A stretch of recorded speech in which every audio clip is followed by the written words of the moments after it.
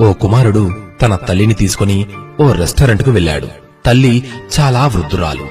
భోజనాన్ని ఆర్డర్ చేశాడు. భోజనం వచ్చింది.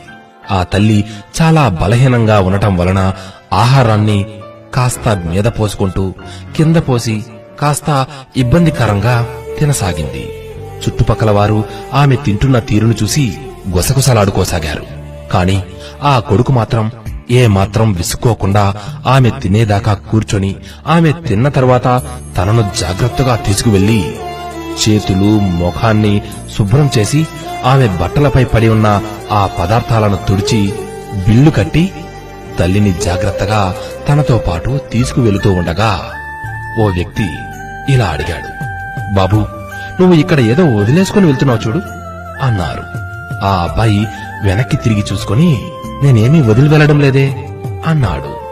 అప్పుడు ఆ వ్యక్తి, నీవు ఎంత విలువైన విషయాన్ని ఇక్కడ మా అందరి కోసం వదిలి వెళుతున్నావు నాయనా.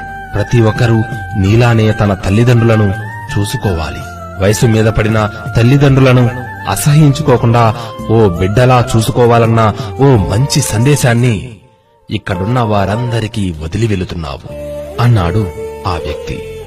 ఆ కొడుకు నవ్వుతూ అమ్మ నుదుటిని ముద్దాడుతూ భుజాల మీద చేయి వేసి తల్లిని తీసుకెళ్లాడు. తల్లిదండ్రులను పసిపిల్లల్లా కాపాడుకోవాలి. ముసలితనంలో వారిని అతి జాగ్రత్తగా చూసుకోగలిగిన వారే నిజమైన బిడ్డలు కదా. ఏమంటారు? ఎన్ని జన్మలెత్తితే తల్లిదండ్రుల రుణం తీర్చుకోగలం చెప్పండి?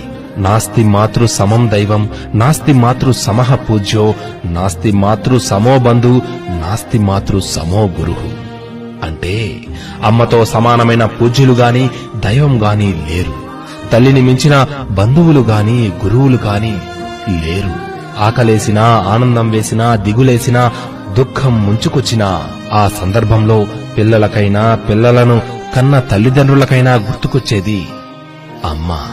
తన కడుపును మార్చుకొని పిల్లల కడుపు కోసం ఆరాటపడే అమృతమూర్తి అమ్మను కనుపాపలా కాపాడుకోవాలి. ఒక్కసారి ఆలోచించండి. మీ తోటివారితో ఈ సందేశాన్ని పంచుకోండి. బంధాలను, బాంధవ్యాలను కాపాడటంలో మీరు భాగస్వాములు కండి. సర్వే జన సుఖినో భవంతు. Download Moj.